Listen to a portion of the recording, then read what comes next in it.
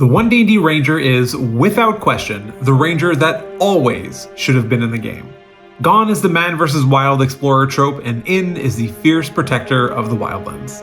It would not be an exaggeration to say that the 2014 Ranger was a laughably poor interpretation of this iconic class. Filled with features that are nearly useless in many games and spellcasting that was slow and uninteresting, the original Ranger probably created more problems than solved when it was in a party. All this coming from a person that values flavor and design over power and has always loved the class, even in its dark days. A disclaimer for this video: while I may touch on aspects of the class that reflect power, power is not my focus when I say something is better or worse. As much as possible, I will be focusing on design, mechanics, and what I think is fun. I fully recognize that others feel that power is the most important aspect of a class, and while I don't necessarily agree with that, I hold nothing against anyone for playing the game the way that they derive the most enjoyment from it. But please feel free to let me know how wrong I am in the comments. Also, One D&D has been receiving a lot of hate recently from many, including myself, so I thought it'd be nice to flip the script a little bit. Just another casual reminder, everything about One D&D is also still a playtest, so everything here is still subject to change. Upon reading the revised Ranger in the Expert Classes Unearthed Arcana, the first thing that caught my attention was the removal of the Natural Explorer feature. Thank God. While thematically the feature made a lot of sense, a ranger should be particularly adept at traversing the terrain that they are most familiar with. But from a game design perspective, the feature was abysmal. In many cases, you were left compromising the vision for your background to align with the campaign setting just to get use out of a feature that really only works under very specific sets of circumstances and interacts with some of the most ignored and dropped parts of the game. Firstly, and as alluded to earlier, it was not a passive benefit that you simply always had. You needed to be in your favorite terrain, and not just in it, but in it for an hour to get any use out of it at all, and hopefully your favorite terrain aligns well with the campaign. And even if the stars align and it all works out, the benefits are so niche that it hardly feels worth the effort. Foraging twice as much food, knowing the number and size of creatures you're tracking, while this may have worked wonders in the right campaign, I have a very hard time imagining most players ever getting value from it. Secondly, primeval awareness is gone. Yet another feature which had a really niche applicability. It follows the same caveat as Natural Explorer. In the right campaign, I'm sure it could be clutch, but even then, it still probably wasn't. 1 mile or even 6 when you're within your favorite terrain just isn't all that far. You don't even get to know what direction the creature is in, just that it's within that radius. The One D&D Ranger has traded the survivalist focus for one which is instead simply in sync with nature. A significant trade up in my eyes. Thematically, this now lets the Ranger be an expert of the wildlands and hunting and doesn't force it down a niche path which provides the class with nearly no mechanical benefit. The favorite enemy feature has been carried forward, though in name only. The new version allows a ranger to always have the iconic Hunter's Mark spell prepared, it does not count against the total number of spells prepared, and most crucially, they do not need to maintain concentration on the spell. This lack of need for concentration certainly enables some very powerful combinations, but as that's not my area of expertise, I'm not going to be covering that. If you're interested, you can probably check out D&D Optimized. I'm sure that Colby will be posting a video about it at some point in the future. I love this new version of the feature, not only because it is strong, but because it fits so well with the revised theme of the Ranger. A hunter that is so in tune and connected to their surroundings that nothing provides a distraction, that focusing on their prey doesn't even require any additional effort. It's almost reflex. Coupling this with Rangers now also receiving the expertise feature at first level, this really sells this as a different version of the class. I love the inclusion of expertise, and I think providing it from first level is a really nice touch that cements the Ranger as a master hunter. The story here is very similar with the next set of features. The 8th and 10th level Landstride and Hide in Plain Sight feats have been replaced by the 7th and 13th level features Roving and Nature's Veil respectively. The 14th level feature Vanish has vanished, and instead now we have the new 11th level feature Tireless. Feral Senses has been bumped down to 15th level and functions largely the same as it did previously, just with substantially clearer wording. When considering the 2014 abilities, Landstride allowing easy passage through non-magical plants, hide in plain sight requiring 1 minute and access to fresh mud or dirt, vanish not allowing you to be tracked except by magical means. What is clear from these changes is that, yet again, the Ranger is dropping its explorer motif in favor of one that is already tied to nature inherently and emphasizes its mobility and senses. Roving is a brilliantly thematic and useful feature. Granting additional movement is always nice to have, but providing a climb and swim speed equal to their normal speeds is a perfect touch. It fits elegantly with the Ranger being so adept with all forms of nature that they don't even need to pick one specialty. It's in their blood. Not only can they move faster, they can move faster anywhere. As for Nature's Veil, it might be really good, maybe even too good, but I don't care. I love it. You're not spending a minute just covering yourself in mud hoping to be hidden. You're magically channeling the very essence of nature to become invisible for one round. Just the aesthetic of popping into view, taking a few pot shots at an enemy, and disappearing immediately after is just so damn cool. You're 13th level by the time you get this feature anyway, so you should be able to do amazing things. Nearly broken things, maybe. For what it's worth, I don't think this is anywhere near broken, but it is certainly a very strong feature. While tireless at first glance might seem a bit out of left field, it actually ties in beautifully with the flavor text that the class is presented with at the outset.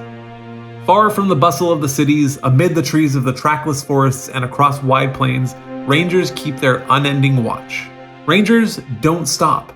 They're always moving, hunting, protecting. As such, a little extra vitality is probably in order. Additionally, being able to remove a level of exhaustion from just a short rest also plays well thematically. Exhaustion has had a complete rework in 1D&D. I find the system to be substantially more elegant and simple to implement. I'm a huge fan of this change. Tireless is also a great feature.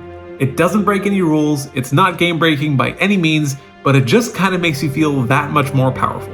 There's not all that much to say for the 18th level capstone feature, Foe Slayer. Yes, it's still disappointing. Yes, it does on average probably less damage than the previous version, but at least it doesn't need to be hitting a specific kind of enemy. Now it's essentially always on, rather than the previous version.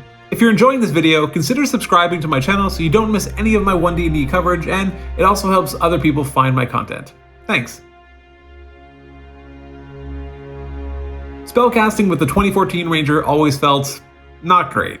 The spell list, while not bad per se, did leave a lot to be desired, but perhaps the biggest issue I always had with Ranger spellcasting was that Rangers were not prepared casters. This never made sense to me. A class whose very foundation is preparedness and adaptability was not a prepared caster. Maybe it made sense balance-wise, but thematically it just always felt wrong. One of my players in my current campaigns has been playing a Ranger for 2.5 years, and we just made him a prepared caster the entire time and have run into 0 issues so far. That is why I am so happy to see the Rangers have been made prepared casters this time around. It's such a great change to see.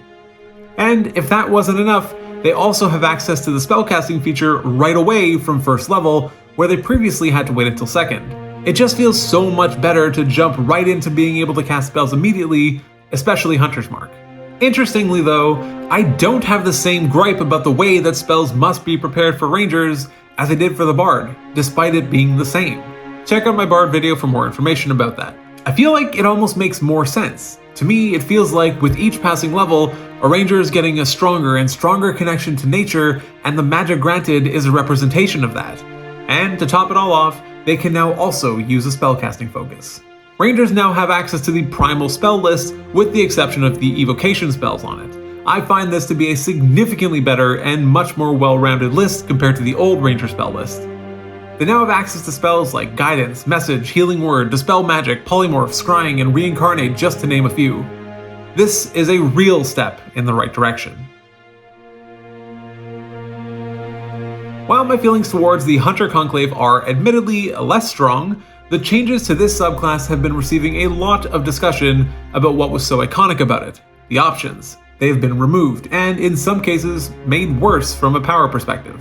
Although I was always a fan of the decision-making aspect of the Hunter subclass, I can't say that I'm upset that it's gone. I mentioned in my first video on this UA that it was hard to ignore that sometimes it just kinda left a bad taste in your mouth feeling like you're leaving a potentially more viable option at the table. Playing a hunter could lead to decision fatigue and had the possibility of making you feel as though you made your character wrong.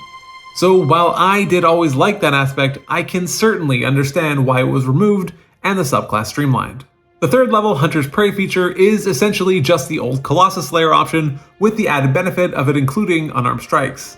To be honest, I am not upset about this at all.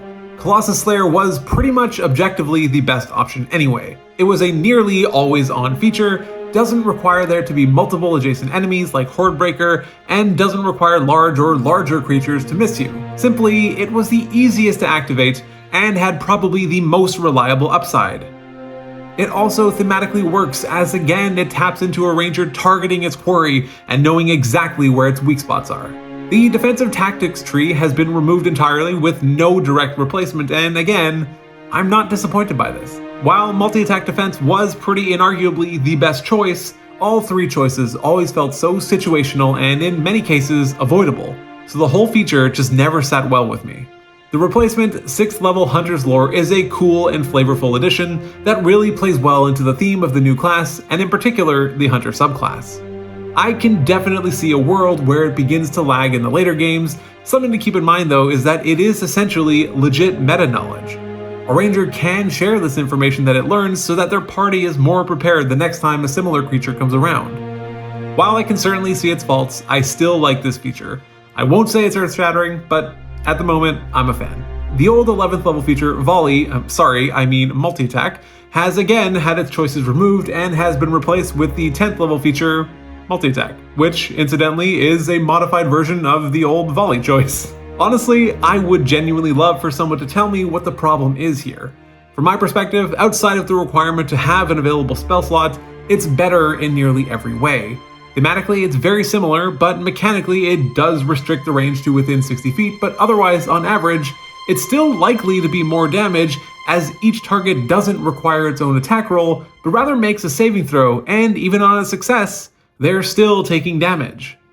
And you can now downcast the spell, which is actually a really cool idea and allows for a lot more flexibility. I really hope we see more of this in the future. Superior Hunter's Defense moves forward one level to 14th and gives us an improved version of the evasion choice.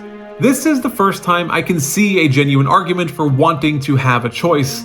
In any case though, being able to not only have the damage, but redirect the other half towards another creature conjures just the coolest imagery in my mind, and I actually really like this change. When I think about the Hunter Conclave, the changes to me just logically make sense. There's a better thematic flow, and in most cases, the choices previously provided were false at best. There was typically a clear choice, like Colossus Slayer, or maybe even no good choice, like in defensive tactics. In my mind, the One D&D Ranger is the ranger that always should have been. Everything from the flavor to the abilities to the way it just feels to play all makes so much more sense than ever before. I'm genuinely really excited to see what the next iteration of it will bring, as well as future subclasses. If you like this video, consider subscribing to my channel so you don't miss any of my One D&D coverage, and make sure to check out some of my other videos on the topic. They're linked on screen right now. Take care.